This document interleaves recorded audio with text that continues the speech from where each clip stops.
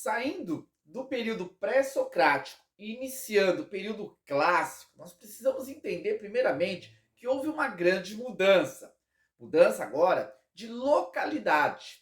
Atenas, no quinto século antes de Cristo, vai ser o centro da filosofia clássica. E não é por acaso que nesse local vai surgir três dos maiores pensadores da história da filosofia. Estamos falando de Sócrates, Platão e Aristóteles.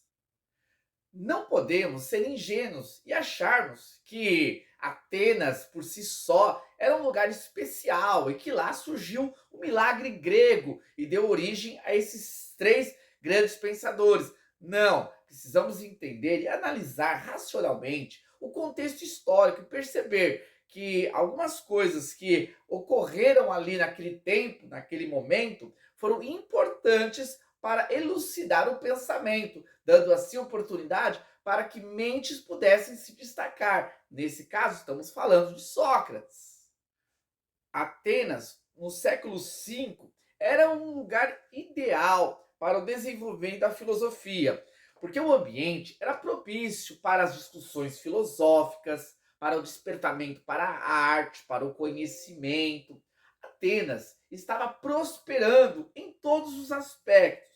Isso se deu por causa da guerra dos gregos contra os persas, vencida pelos gregos. Nessa guerra, Atenas se destaca como uma grande liderança, sendo assim, ela se torna uma potência naquela época. O governo de Atenas, de Péricles, também contribuiu, pois ele deu abertura para a democracia. A democracia abria as oportunidades para que as pessoas pudessem pensar, questionar, dialogar, buscando melhores alternativas para a sociedade.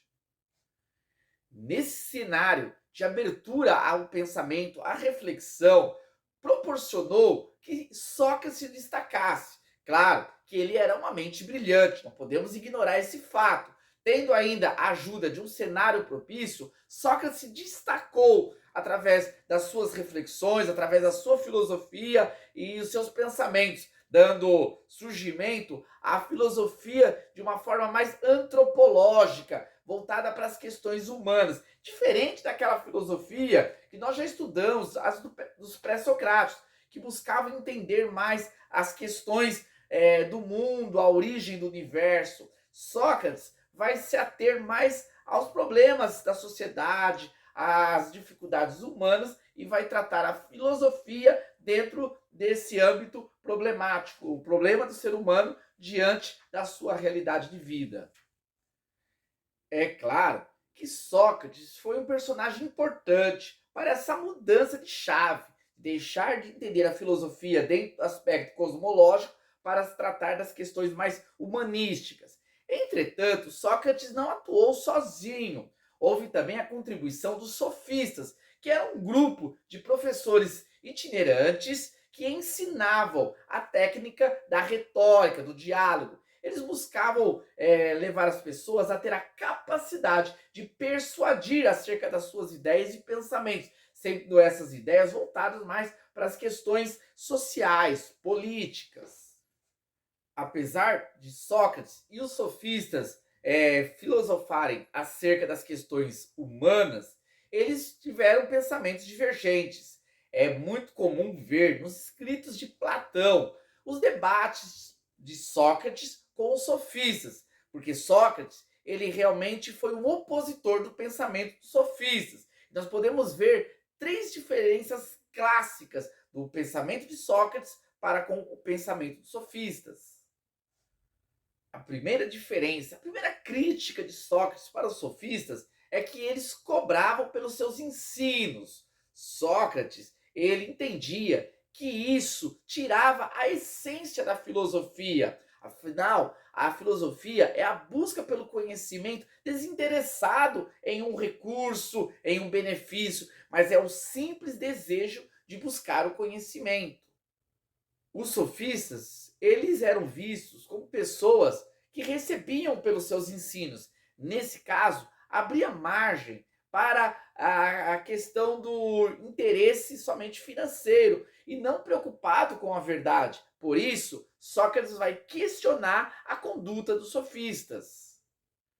Segunda crítica, a oposição de Sócrates para os sofistas era porque os sofistas tinham como conduta um ensino prático. Eles se pautavam na terminologia arete, que significa virtuoso. Os sofistas se interessavam muito em levar as pessoas a desenvolver suas habilidades para realizar determinadas funções naquela época. Já Sócrates vai indo mais além. Ele vai dizer que a filosofia não pode ser imediatista, ela não pode se preocupar em solucionar os problemas ali de forma direta, prática, mas tem que ir muito mais além, uma reflexão muito mais profunda, mais duradoura, que exige mais tempo e não necessita de respostas rápidas. E a terceira oposição de Sócrates para com os sofistas pode ser considerada a mais séria. Ele questionava o posicionamento dos sofistas, que tinham uma pitada de ceticismo, isto é, eles tinham uma desconfiança em relação ao conhecimento, se há assim a possibilidade de uma certeza acerca de uma verdade. Nesse caso, eles acabavam gerando aí uma relativização em relação ao conhecimento, e não a realidade de uma verdade absoluta. Já Sócrates vai se opor a esse posicionamento e vai defender que a filosofia ela é a busca pelo conhecimento absoluto, conhecimento universal, conhecimento real, que traz realmente a realidade das coisas. Por isso, nós vamos ter aí divergências muito amplas em relação ao pensamento dos sofistas e o pensamento de Sócrates.